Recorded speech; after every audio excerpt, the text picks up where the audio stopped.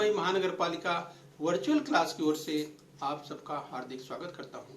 बच्चों, वैश्विक महामारी के चलते इस वर्ष पठन पाठन का कार्यक्रम प्रभावित हो रहा है। ऐसे में हमारी बृहन मुंबई महानगर पालिका ने प्रत्येक विद्यार्थी तक ऑनलाइन शिक्षण पहुंचाने की व्यवस्था की है। तो आइए बच्चों शुरू करते हैं। तो बच्चों, कक्षा 9वीं में आज हम पढ़ेंगे इतिहास। तो बच्चों, आप देख पा रहे हैं इतिहास और राजनीति शास्त्र की पाठ्यपुस्तक कक्षा 9वीं की दाहिनी ओर। तो बच्चों, आज कक्षा 9वीं में स्टैंडर्ड 9th की बात करेंगे और आज का विषय है इतिहास यानी हिस्ट्री। और बच्चों, आज का पाठ है भारत के सम्मुख आंतरिक चुनौतियां पार्ट 2 यानी इंडियाज इंटरनल चैलेंजेस पार्ट 2 हम देखने वाले हैं। तो बच्चों, इसके पहले पार्ट 1 में हमने भारत के सम्मुख जो आंतरिक चुनौतियों की बात करें तो पंजाब में असंतोष, ऑपरेशन ब्लू स्टार, इसका अध्ययन हमने किया था। तो बच्चों, उसी क्रम में आगे बढ़ेंगे। तो चलिए आगे बढ़ते हैं। तो बच्चों, मैं CS Patel virtual training centre Dadar Mumbai से। आइए बच्चों आगे बढ़ते हैं। तो बच्चों, हमने कहा कि आज हम पढ़ेंगे भारत के सम्मुख आंतरिक चुनौतियां यानी इंडियाज इंटरनल चैलेंजेस। यस बच्चों, तो स्क्रीन पर आप भारत के मानचित्र को देख पा रहे हैं, राइट। तो बच्चों, इंडियाज इंटरनल चैलेंज यानी भारत के सम्मुख आंतरिक चुनौतियों की बात करने वाले हैं। यस बच्चों, तो इस पाठ में हम कुछ आंतरिक चुनौतियों का अध्ययन करेंगे। जैसा हमने कहा बच्चों कि भारत के सम्मुख अलगाववादी आंदोलन, पूर्वोत्तर भारत की समस्या, नक्सलवाद, धर्मवाद, प्रदेशवाद जैसी कुछ आंतरिक चुनौतियां हैं। जैसा हमने कहा बच्चों कि पिछली बार हमने अध्ययन किया था, हमने देखा था पंजाब में असंतोष, ऑपरेशन ब्लू स्टार के संदर्भ में समझा था, और पूर्वोत्तर भारत की समस्याओं में हमने मिजोरम में जो समस्याएं थी उसके संदर्भ में चर्चा किया था। तो आए बच्चों, इसी क्रम में हम और आगे बढ़कर अगर पूर्वोत्तर भारत की समस्याओं में नागालैंड की बात आज हम करने वाले हैं। तो बच्चों, नागालैंड की बात करें तो नागा जनजात की पहचान योद्धा जनजात के रूप में बनी हुई है। तो बच्चों, इस पाठ के उद्देश्य की बात करें, राइट, ध्यान रखिए, हम भारत के सम्मुख आंतरिक चुनौतियों की बात करें तो आज हम पूर्वोत्तर भारत की समस्याओं में नागालैंड को देख रहे हैं। तो नागा जनजात की पहचान योद्धा जनजात के रूप में बनी हुई है। यस बच्चों, तो हम नागा जनजातियों की बात करें तो स्क्रीन पर आप देख सकते हैं पूर्व हिमालय, नागा टीले, असम तथा म्यांमार के सीमावर्ती क्षेत्र में नागा जनजात की बस्ती थी। राइट, स्क्रीन पर हम बात करें बच्चों पूर्व हिमालय, नागा टीले, असम तथा म्यांमार के सीमावर्ती क्षेत्र में नागा जनजात की बात करेंगे। तो चलिए देखिए, स्क्रीन पर हम नागा की बात करें तो स्क्रीन पर आप देख सकते हैं बच्चों, यहाँ पर हमने कहा कि जब हम पूर्व हिमालय की बात करें तो हम आपको पॉइंट आउट करके बताना चाहेंगे। तो यहाँ पर आप देखिए पूर्व हिमालय, नागा टीले, असम तथा म्यांमार के, ये देखिए स्टूडेंट, ये जो म्यांमार आप देख पा रहे हैं, म्यांमार, ये पूरा क्षेत्र जो आपको दिखाई दे रहा है, यहाँ पर आपको जो नागालैंड दिखाई दे रहा है बच्चों, तो यहाँ पर आप देखिए, अगर ध्यान से देखेंगे तो आपको ये असम का हिस्सा दिखाई दे रहा है। तो यहाँ पे जिसकी अगर हम बात करें ये क्षेत्र, तो पूर्व हिमालय, नागा टीले तथा असम तथा म्यांमार के सीमावर्ती क्षेत्र में नागा जनजात की बस्ती। राइट, ध्यान रखिए बच्चों, हम नागालैंड की बात कर रहे हैं बच्चों। जब हम नागालैंड की बात कर रहे हैं तो राइट, ध्यान रखिए, दाहिनी स्क्रीन पर सबसे ऊपर साइड भारत के मानचित्र को आप देख पा रहे हैं। यहाँ पर हम जब नागालैंड की बात करें तो हम पूर्वोत्तर राज्यों को दिखा रहे हैं, जिसकी चर्चा इसके पहले हमने की थी। राइट, तो ध्यान रखिए, जब हम नागालैंड की बात कर रहे हैं, राइट, तो बच्चों वर्ष 1946 में कुछ पढ़े लिखे नागा युवाओं ने नागा नेशनल काउंसिल यानी NNC, नागा नेशनल काउंसिल नामक संगठन की स्थापना की। राइट, 1946 में NNC का गठन हुआ, जिसमें कुछ पढ़े लिखे नागा युवाओं ने इसे NNC को बनाया, इस संगठन को बनाया। बच्चों, आगे चलकर उन्हें नागालैंड की स्वतंत्र राष्ट्र के रूप में मांग की। उन युवाओं का नेतृत्व अंगामी चापू फिजो कर रहे थे।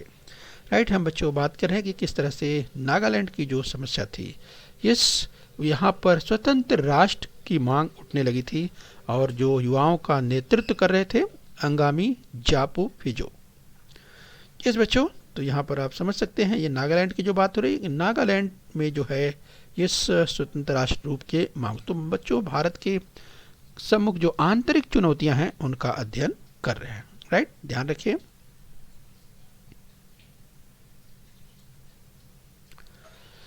तो बच्चों हम नागालैंड का अध्ययन कर रहे हैं। यस, वर्ष 1954 में एनएनसी ने नागालैंड की स्वतंत्र राज्य की स्थापना किए जाने की घोषणा की, राइट, 1954। इस बच्चों में एनएनसी ने नागालैंड की स्वतंत्र राज्य की स्थापना किए जाने की घोषणा की। तो स्क्रीन पर आप देख सकते हैं नागालैंड की बात करें यानी यस, तो स्क्रीन पर बच्चों जो दिख रहा है ये, अगर राज्य की बात करें, स्टेट की बात करें तो ये राज्य के रूप में देख पा रहे हैं। लेकिन बच्चों 1954 में एनएनसी ने नागालैंड की स्वतंत्र राज्य की स्थापना किए जाने की घोषणा की थी। और बच्चों 1955 में यानी 1955 में असम राइफल्स के सैनिकों और स्थानीय लोगों में हुई मुठभेड़ों को दबाने के लिए सैनिकी कार्रवाई की गई। तो 1955 की बात हो रही है। तो बच्चों हम पढ़ रहे हैं भारत के सम्मुख आंतरिक चुनौतियां। तो बच्चों भारत का ये आंतरिक मामला, भारत की सम्मुख जो आंतरिक चुनौतियां थी इसकी हम बात करें। हम बच्चों नागालैंड का अध्ययन कर रहे हैं। तो बच्चों केंद्र सरकार और एनएनसी के बीच बातचीत के अनेक दौर हुए। केंद्र सरकार ने नागा बहुल क्षेत्र को संघ शासित प्रदेश का दर्जा देना निश्चित किया। तो बच्चों जो इंटरनल मैटर की बात करें, आंतरिक मामलों की बात करें, भारत के सम्मुख आंतरिक चुनौतियां थी। तो केंद्र सरकार और एनएनसी के बीच बातचीत के अनेक दौर हुए। केंद्र सरकार ने नागा बहुल क्षेत्र को संघ शासित प्रदेश का दर्जा देना निश्चित किया, राइट, ध्यान रखिए बच्चों। चलिए हम आगे देखने का प्रयास करेंगे। यस बच्चों हम नागालैंड का अध्ययन कर रहे हैं। तो बच्चों नेफा के नागा बहुल क्षेत्र और सुएनसांग क्षेत्र को इकट्ठे कर 1 दिसंबर 1963 को नागालैंड राज्य अस्तित्व में आया, राइट, ध्यान रखिए बच्चों हम बात कर रहे हैं नागालैंड की। तो नेफा के नागा बहुल क्षेत्र और सुएनसांग क्षेत्र को इकट्ठे कर 1 दिसंबर 1963 यानी दिसंबर 1 1963, राइट बच्चों ध्यान रखिए। यस, तो 1 दिसंबर 1963 को नागालैंड राज्य अस्तित्व में आया, पूछा जा सकता है परीक्षा में, राइट। तो ध्यान रखिए नागालैंड राज्य 1 दिसंबर 1963 को अस्तित्व में आया। यस बच्चों, तो ध्यान रखिए स्क्रीन पर आप देख पा रहे हैं नागालैंड। ये जो नागालैंड की हम बात करें बच्चों, चलिए और इसको बड़े रूप में आप देख सकते हैं। यहाँ पर आप देख सकते हैं नागालैंड जिसकी राजधानी कोहिमा। यस बच्चों आप देख पा रहे हैं। तो नागालैंड की राजधानी कोहिमा, नागालैंड राज्य को आप देख पा रहे हैं। नागालैंड राज्य की स्थापना 1 दिसंबर 1963 को हुई, राइट, ध्यान रखिए। और नागालैंड की जो लोकेशन है उसकी स्थिति है ये भी आपको ध्यान रखना है। तो चलिए इसी क्रम में हम और आगे बढ़ते हैं। तो चलिए बच्चों इसी क्रम में हम आगे बढ़ करके एक और राज्य की बात करेंगे, असम की बात करेंगे। चलिए असम की समस्या, जो क्या समस्या थी इसे समझने का प्रयास करते हैं। वर्ष 1983 में असम में बांग्ला भाषी स्थलांतरण के बढ़ते प्रभाव के मुद्दे पर आल असम स्टूडेंट यूनियन और असम गण संग्राम परिषद ने तीव्र आंदोलन छेड़ा था। 1983 में बच्चों असम ने जो बांग्ला भाषी स्थलांतरित यानी जो शिफ्ट किए हुए लोग जिसे स्थलांतरित कहते हैं, ऐसे लोगों के बढ़ते प्रभाव के मुद्दे पर आल असम स्टूडेंट्स यूनियन और असम गण परिषद यानी गण संग्राम परिषद ने तीव्र आंदोलन छेड़ा था। इस बच्चों ध्यान रखिए हम बात कर रहे हैं इस बच्चों जिसके अगर नेता की बात करें यस तो प्रफुल्ल कुमार महंत को देख पा रहे हैं। आगे इनके बारे में हम और देखेंगे। यस, तो बच्चों बात हो रही है 1983 में असम में जो स्थिति पैदा हुई थी। यस बच्चों, तो यहाँ पर तीव्र आंदोलन 1983 में तीव्र आंदोलन जो है छेड़ा गया था, राइट। तो यहाँ पर देखा आल असम स्टूडेंट्स यूनियन और असम गण संग्राम परिषद ने तीव्र आंदोलन छेड़ा था, राइट। तो ध्यान रखिए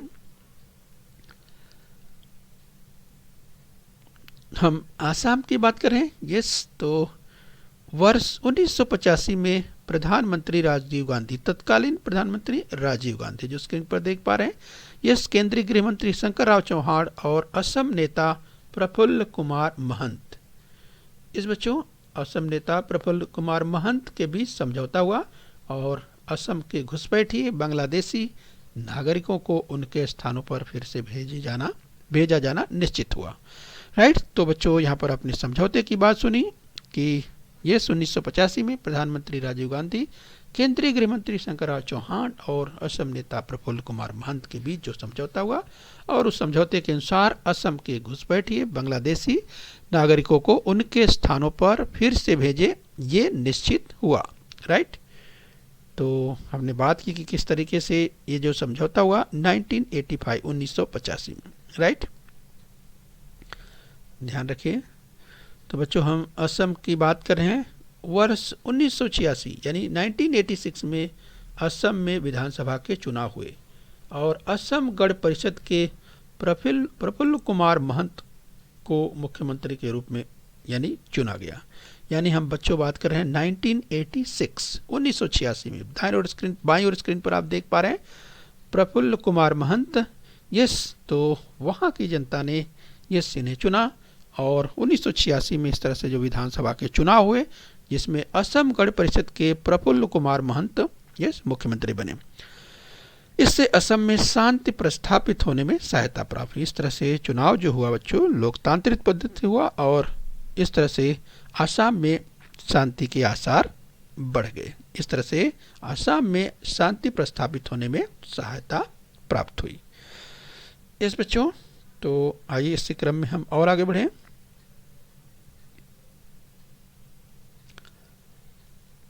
आइए बच्चों इस क्रम में हम एक और राज्य की बात करते हैं। हम बात करेंगे बच्चों अरुणाचल प्रदेश की। यस, तो 1954 में नेफा क्षेत्र की निर्मित हुई और बच्चों वर्ष 1972 में इस अरुणाचल प्रदेश जिसे उगते हुए सूर्य का प्रदेश कहा जाने लगा। राइट, तो स्क्रीन पर बच्चों आपको हम दिखाएं। यस, तो आप देख सकते हैं अरुणाचल प्रदेश यहाँ पर आपको दिखाई दे रहा है। यस, जिसकी राजधानी ईटानगर आप देख पा रहे हैं। यस, तो ये जो अरुणाचल प्रदेश आपको दिखाई दे रहा है बच्चों इसकी हम बात कर रहे हैं। तो अरुणाचल प्रदेश 1972 में इसे उगते सूर्य का प्रदेश कहा जाने लगा। राइट, और बच्चों 20 फरवरी 1987 को इसे स्वतंत्र संघ राज्य यानी यस बच्चों भारत का एक अगर हम राज्य कहें स्टेट कहें तो इसे यस पूर्ण राज्य के रूप में 20 फरवरी 1987 को इसे मान्यता मिल गई। इस तरह से अरुणाचल प्रदेश यस भारत का जो राज्य बना 20 फरवरी 1987 को यस ये जो है भारत का अगर राज्य कहें पूर्ण राज्य कहें तो ये स्थापित हो गया 20 फरवरी 1987। यस बच्चों ध्यान रखिए 20 फरवरी 1987 को अरुणाचल प्रदेश इस राज्य के रूप में पूर्ण राज्य के रूप में अस्तित्व में आया। आइए बच्चों इसी क्रम में हम और आगे बढ़ेंगे। अरुणाचल प्रदेश की बात करें बच्चों, इस 1960 से 2000 की अवधि में पूर्वोत्तर भारत की यात्रा लोकतंत्र के परिपक्व होने में चलती रही। यह क्षेत्र केंद्र सरकार द्वारा चलाई गई विशेष योजनाओं, औद्योगिकीकरण और शिक्षा के प्रचार प्रसार के कारण प्रगति पथ पर आगे बढ़ रहा है। इस बच्चों हम बात कर रहे हैं अरुणाचल प्रदेश की। राइट, तो स्क्रीन पर अरुणाचल प्रदेश की जिसे हमने चर्चा की आप देख पा रहे हैं 1960 से 2000 के बीच में इस बच्चों इस पूर्वोत्तर भारत की यात्रा लोकतंत्र के परिपक्व की ओर जो है बढ़ रही थी। और बच्चों यह क्षेत्र केंद्र सरकार द्वारा चलाई गई विशेष योजनाओं, औद्योगिकीकरण यानी इंडस्ट्रियलाइजेशन की बात करें और एजुकेशन की बात करें तो उसके प्रचार और प्रसार के कारण प्रगति पथ पर आगे बढ़ रहा है। तो चलिए बच्चों हम अरुणाचल प्रदेश की बात करें, इसी क्रम में हम और आगे बढ़ेंगे। बच्चों अगर हम बात करें इस नक्सलाइट की बात करें, बच्चों नक्सलवाद की बात करें तो चलिए हम इसी संदर्भ में समझने का प्रयास करेंगे। नक्सलवादी आंदोलन नक्सलाइट मूवमेंट जिस जरा ध्यान से समझिए, यह आंदोलन पश्चिम बंगाल के दार्जिलिंग जिले के नक्सलबारी में प्रारंभ हुआ। तो बच्चों ध्यान से स्क्रीन पर आप देखिए, हम बात कर रहे हैं इस दार्जिलिंग की बात कर रहे हैं। तो देखिए बच्चों, ये जो दार्जिलिंग स्क्रीन पर आप देख पा रहे हैं, ये पश्चिम बंगाल, राइट। तो पश्चिम बंगाल में है दार्जिलिंग। यहाँ स्क्रीन पर आप देखिए, ये देख पा रहे हैं दार्जिलिंग जो कि पश्चिम बंगाल में है। तो बच्चों जो नक्सलाइट मूवमेंट की बात कर रहे हैं, नक्सलवादी आंदोलन की बात कर रहे हैं, इसकी जो शुरुआत हुई वो पश्चिम बंगाल के इसी दार्जिलिंग क्षेत्र से शुरू हुई। और बच्चों दार्जिलिंग एक ज़िला है और उसी दार्जिलिंग ज़िले के नक्सलबारी में प्रारंभ हुआ। तो ये आंदोलन यहीं से शुरू हुआ। तो चलिए बच्चों, अगर हम आपको थोड़ा सा और बड़े में दिखाना चाहें, राइट, तो यहाँ पर जो दार्जिलिंग आप देख पा रहे हैं बच्चों, यानी यहाँ पर ध्यान से आप देखिए, ये तो समझ पाएंगे कि जिसकी हम बात कर रहे हैं, राइट। तो ये जो पश्चिम बंगाल का इलाका है, राइट बच्चों, यहाँ पर आप देखिए जिसकी हम बात कर रहे हैं, यस, तो जिस दार्जिलिंग की बात कर रहे हैं बहुत चर्चित क्षेत्र है बच्चों। और इसी दार्जिलिंग जिले के नक्सलबारी में ये इसकी शुरुआत हुई। यानी हम बच्चों नक्सलाइट की बात कर रहे हैं, नक्सलाइट मूवमेंट की बात कर रहे हैं। चलिए हम विस्तार से जानने का प्रयास करें कि आखिर नक्सलवाद है क्या। नक्सलवाद है क्या बच्चों? नक्सलवादी आंदोलन किस तरह से शुरू हुआ? नक्सलवादियों ने अल्प भूधारक किसानों और खेत मजदूरों को संगठित किया और वर्ष 1967 में नक्सलबारी क्षेत्र के कुछ कृषि क्षेत्र के चारों ओर लाल झंडे रोपकर फसलों को अपने नियंत्रण में कर लिया। राइट, तो बच्चों 1967 की बात है, 1967 की बात है, जब नक्सलबारी क्षेत्र के कुछ कृषि क्षेत्र के चारों ओर लाल झंडे गाड़ दिए गए और फसलों को अपने नियंत्रण में कर लिया गया। तो बच्चों ऐसा कब हुआ, क्यों हुआ? 1967 बच्चों नक्सलवादियों ने जो अल्प भूधारक किसान थे, मतलब जो छोटे किसान थे जिनके पास बहुत कम जमीन थी, और खेत मजदूरों को संगठित किया और ऐसे जो खेती में काम करने वाले मजदूर थे, ऐसे लोगों को मिलाया और मिला करके एक संगठन बनाया बच्चों। और 1967 में नक्सलबारी क्षेत्र में कुछ कृषि क्षेत्र के चारों ओर लाल झंडे गाड़ दिए और फसल को अपने नियंत्रण में कर लिया। बच्चों इस विद्रोह से प्रेरणा लेकर जो आंदोलन हुए उन्हें नक्सलवादी आंदोलन कहते हैं। तो बच्चों शुरू में ये आंदोलन उसी दार्जिलिंग के उस नक्सलबारी क्षेत्र में तक सीमित रहा, लेकिन धीरे धीरे यह आंदोलन आगे बढ़ता चला गया। तो चलिए बच्चों आगे देखेंगे। तो चलिए ध्यान रखें, हम जो बात कर रहे हैं दार्जिलिंग की, पश्चिम बंगाल के वो क्षेत्र जहाँ से बच्चों नक्सलवादी आंदोलन शुरू हुआ था, उसकी हम बात करें, नक्सलाइट मूवमेंट शुरू हुआ था, उसकी बात कर रहे हैं। चलिए इस क्रम में हम और आगे जानने का प्रयास करेंगे। हम बच्चों नक्सलवाद जो कि भारत की एक आंतरिक समस्या है, इंटरनल चैलेंजेस की बात कर रहे हैं। तो नक्सलवाद भारत की आंतरिक जो है चुनौती है। तो बच्चों हम बात कर रहे हैं दार्जिलिंग के उस क्षेत्र की जहां से इसकी शुरुआत हुई। बच्चों जमींदारों द्वारा किए जाने वाले आर्थिक शोषण के विरुद्ध आवाज बुलंद करने के लिए कृषि समितियों को स्थापित करना, बड़े जमींदारों को की जमीन को छीन लेना, उनका अलग अलग परिवारों में वितरण करना नक्सलवादी आंदोलन के उद्देश्य थे।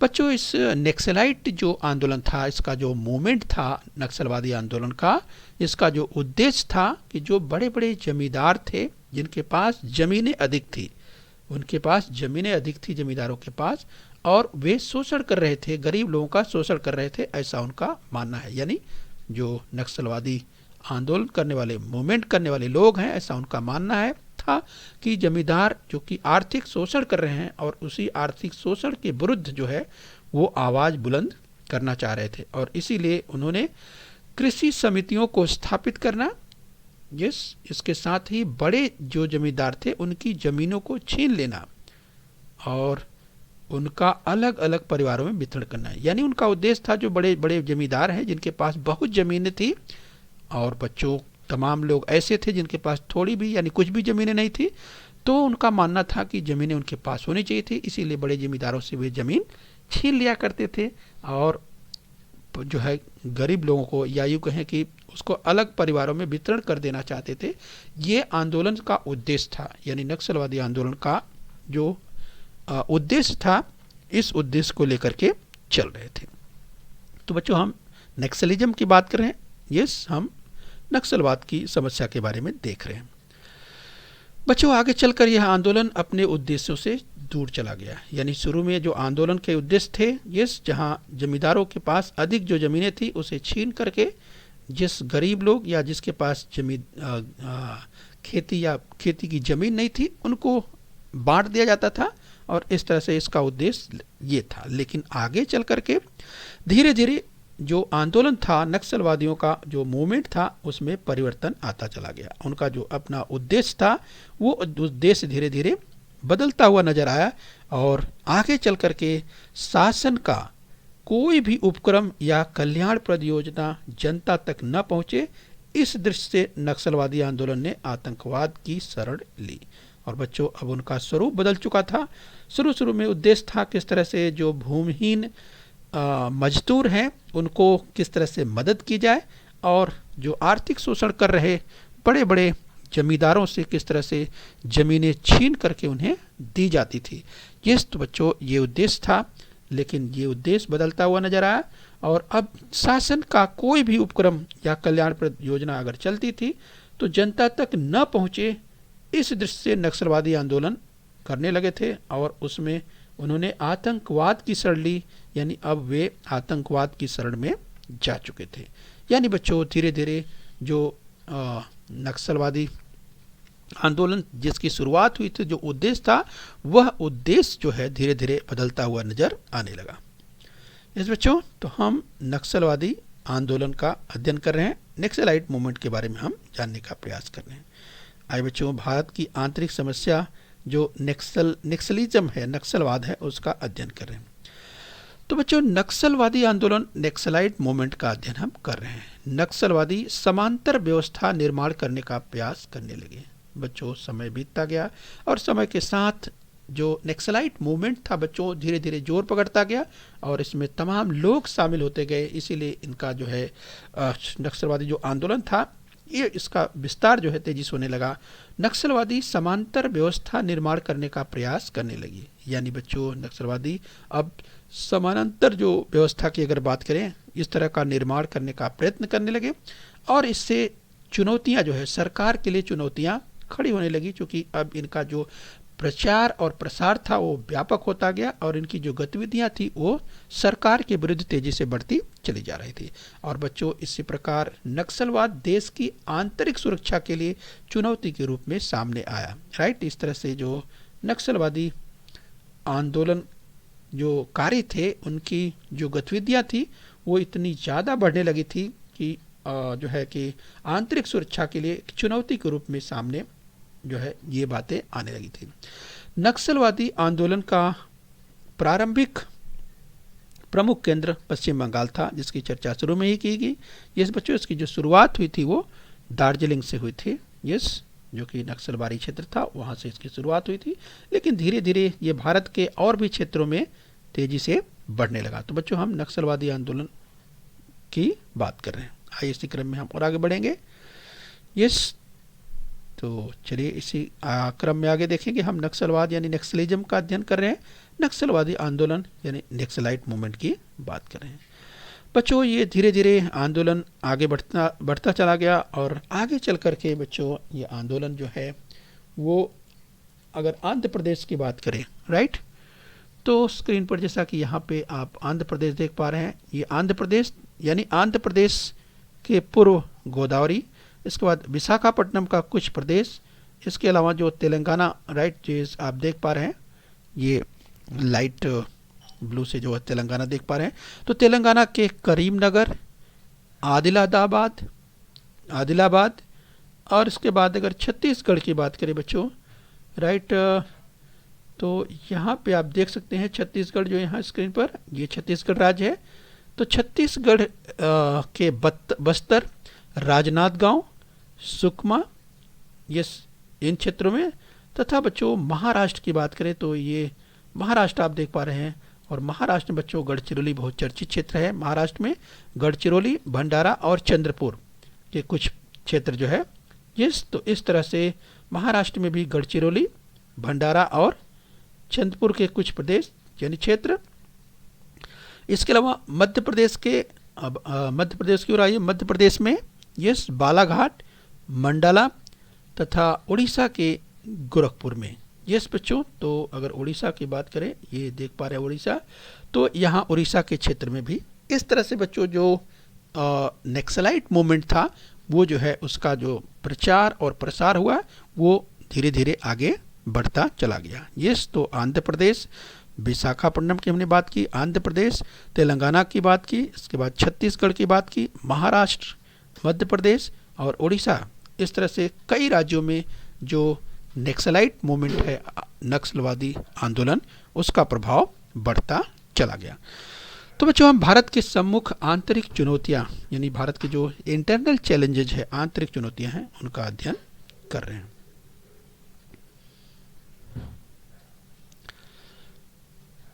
तो बच्चों हम नक्सलवादी आंदोलन की बात करें, नक्सलाइट मूवमेंट की बात करें।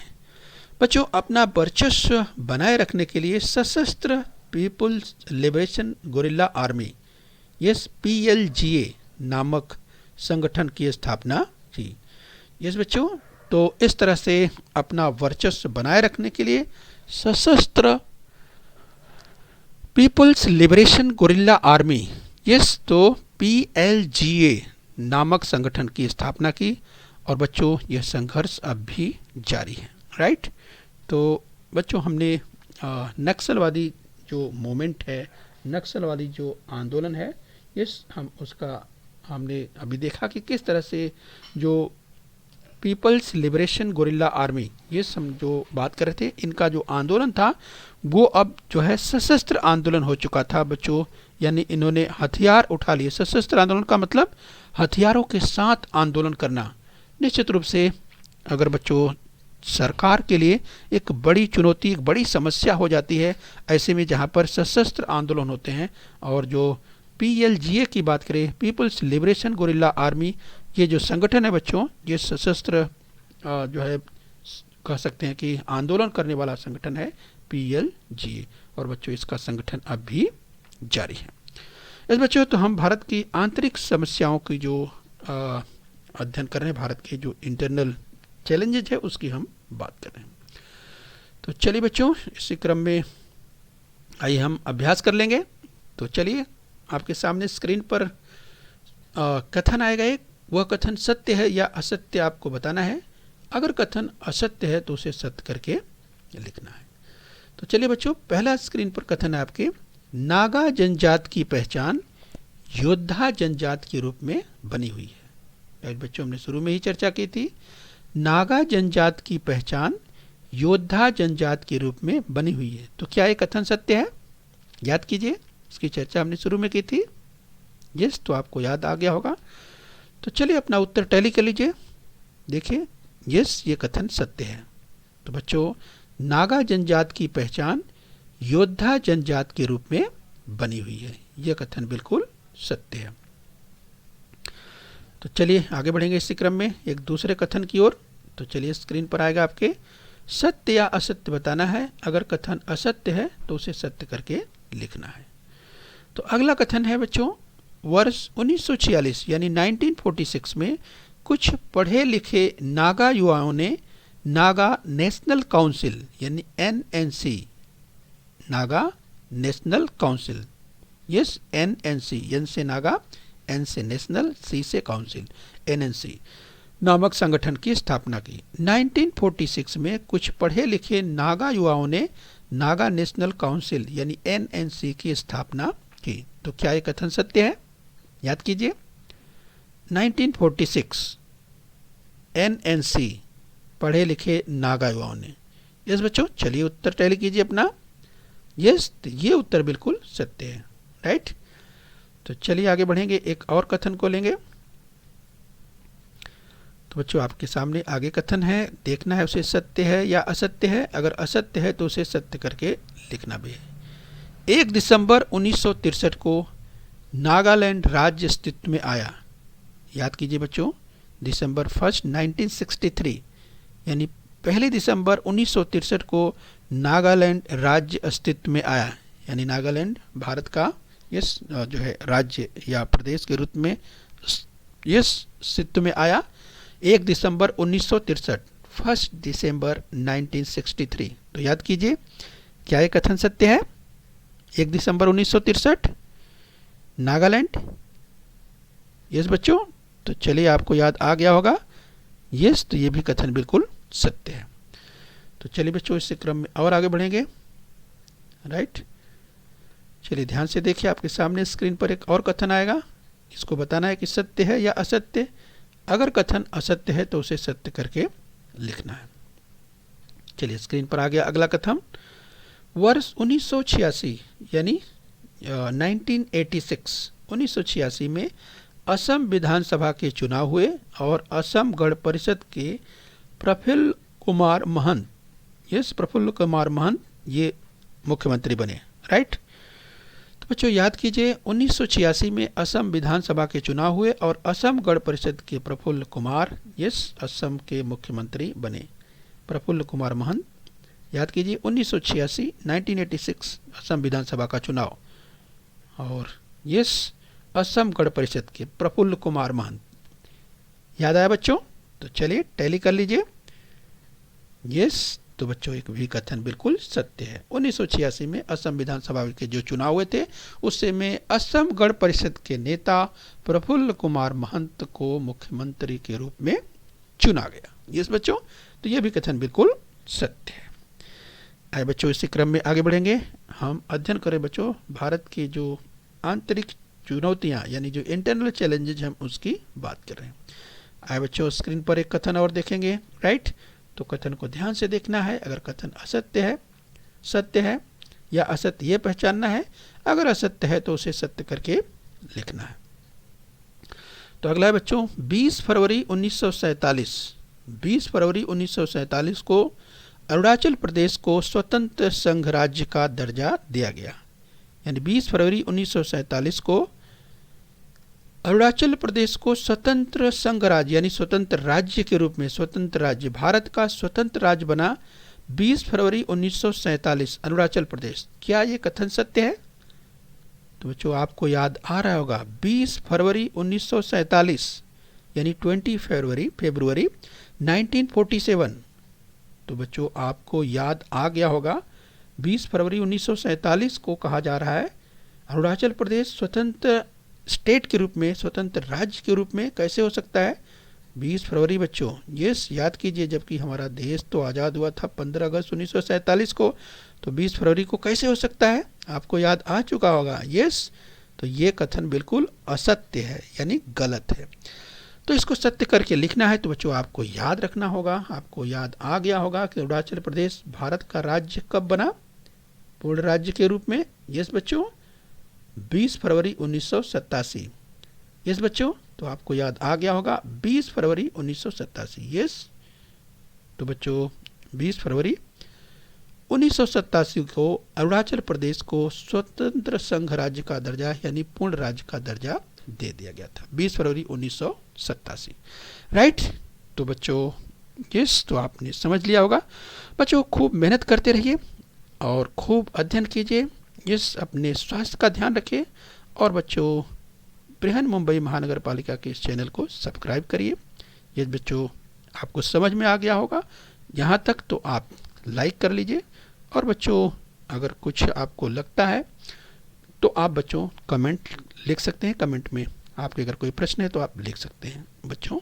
ओके बच्चों, तो मेहनत करते रहिए। बच्चों बृहन मुंबई महानगर पालिका के इस चैनल को सब्सक्राइब कर लीजिए और बेल आइकन प्रेस कर लीजिए।